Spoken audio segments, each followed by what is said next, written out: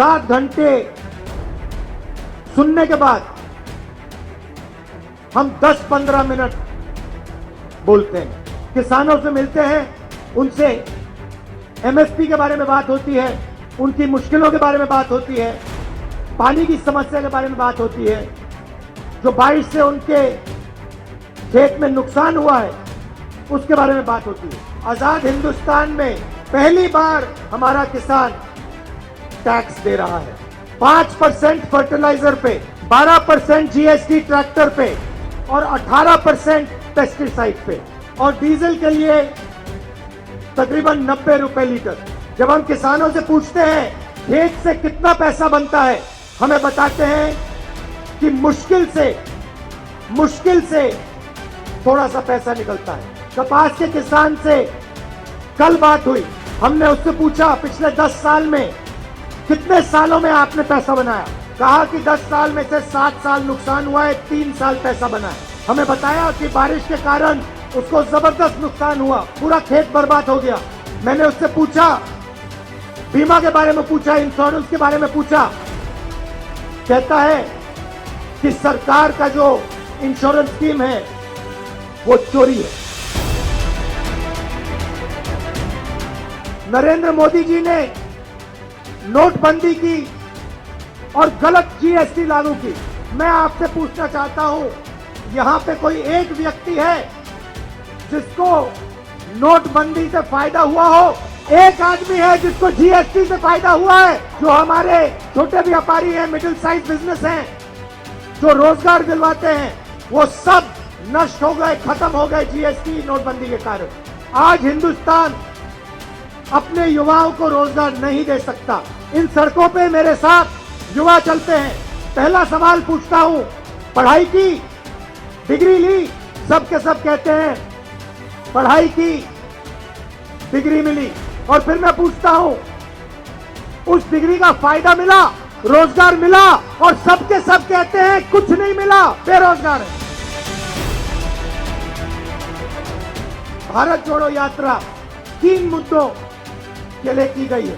सबसे पहले भारत को जोड़ने के लिए, नफरत और हिंसा को मिटाने के लिए। जो बसवन्ना जी की विचारधारा थी, नारायण गुरु जी की विचारधारा थी, अंबेडकर जी की विचारधारा थी, उसी विचारधारा पे ये भारत जोड़ो यात्रा चल रही है। इसका दूसरा लक्ष्य बीजेपी की सरकार को बताना, नरेंद्र मोदी जी को बताना कि उन्होंने जो रोजगार देने का वायदा किया था, हर साल 2 करोड़ युवाओं को रोजगार देने का वायदा किया था, उस वायदे को पूरा करें।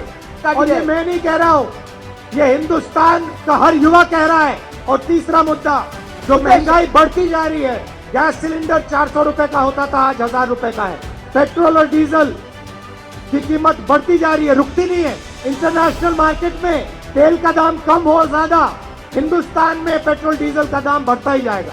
इसीलिए हमने कन्याकुमारी से कश्मीर तक भारत जोड़ो यात्रा शुरू की। वाजपेयी जी और अडवाणी जी ने 371J को मना किया था। उन्होंने, बीजेपी ने कहा था कि ये करा नहीं जा सकता, हम नहीं करने वाले। कांग्रेस पार्टी ने, हमने आपसे वायदा किया और वायदा हमने पूरा करके दिखाया। भाई और बहनों, ये छोटी बात नहीं है। 40,000 सरकारी नौकरियां आपको मिली, लाखों युवाओं को एडमिशन मिला, मेडिकल कॉलेजेस में, इंजीनियरिंग कॉलेजेस में, प्रोफेशनल कोर्सेज में।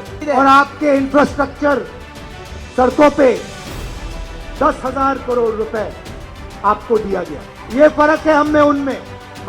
हम कुछ कह देते हैं, फिर हम करके दिखाते हैं। जो भारत में नफरत फैलाता है, हिंसा फैलाता है, वो झंडे पे आक्रमण करता है। 3,500 किलोमीटर चलना आसान काम नहीं होता है। आमतौर से जब व्यक्ति सुबह उठता है, तो जब वो पहले कदम लेता है, वो कदम आसान होते हैं, और शाम को जो कदम होते हैं वो थोड़े मुश्किल होते हैं, थक जाता है आदमी। इस यात्रा पे उल्टा हो रहा है, जो शाम के कदम होते हैं वो आसान हो जाते हैं, क्योंकि मैं अपनी शक्ति से नहीं चल रहा हूँ, मैं आपकी शक्ति से चल रहा हूँ। आप मेरी मदद कर रहे हो और आप मुझे पीछे से धकेल रहे हो। तो इस मदद के लिए, इस प्यार के लिए मैं आप सबको दिल से धन्यवाद करना चाहता हूं।